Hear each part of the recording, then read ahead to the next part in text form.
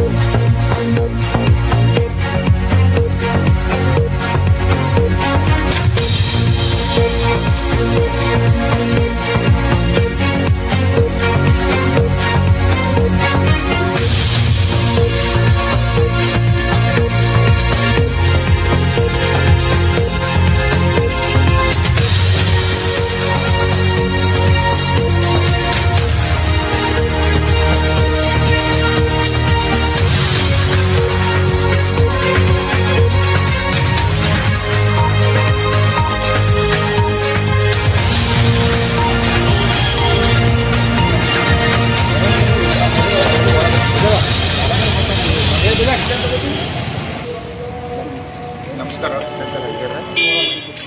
ಕಳೆದ ತಿಂಗಳು 26ನೇ ತಾರೀಕು ರಾತ್ರಿ ಹೊತ್ತಿನಲ್ಲಿ ಬೀದರ್ ನಗರದ ಮಾರ್ಕೆಟ್ ಪೊಲೀಸ್ ಠಾಣಾ ವ್ಯಾಪ್ತಿಯ ಮಹಾವೀರ್ ಸರ್ಕಲ್ ಬಳಿ ಇರ್ತಕ್ಕಂಥ ಧನಲಕ್ಷ್ಮಿ ಮೊಬೈಲ್ ಶಾಪ್ನಲ್ಲಿ ಒಂದು ಕಳ್ಳತನ ಆಗಿತ್ತು.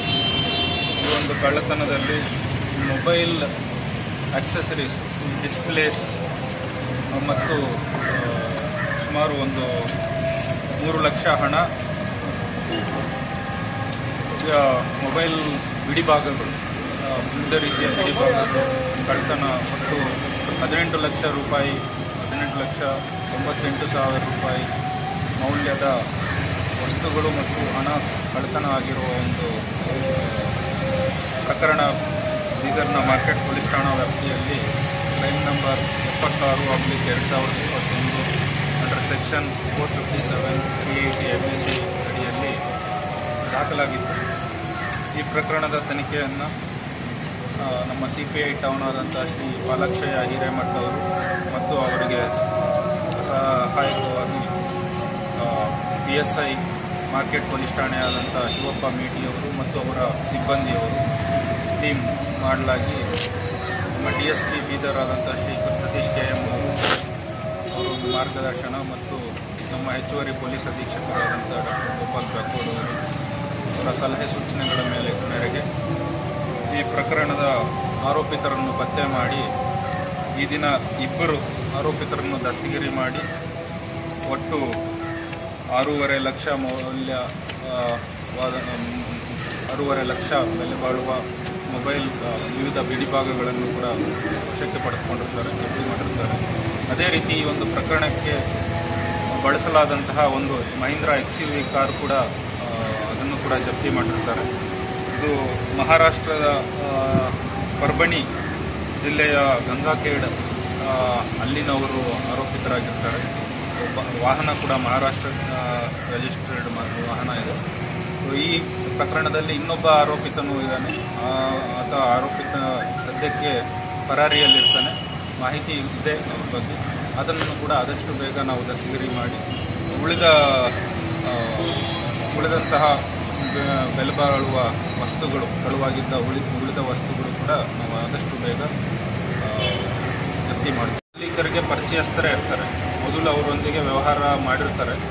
ಆದರೆ ನಂತರದ ದಿನಗಳಲ್ಲಿ ಅವರ ನಡುವೆ ಹೊಂದಾಣಿಕೆ ಕೊರತೆಯಾಗಿ ವ್ಯಾಪಾರ ಸ್ಥಗಿತ ಆಗಿರ್ತದೆ, ವಹಿವಾಟು ಇರೋದಿಲ್ಲ.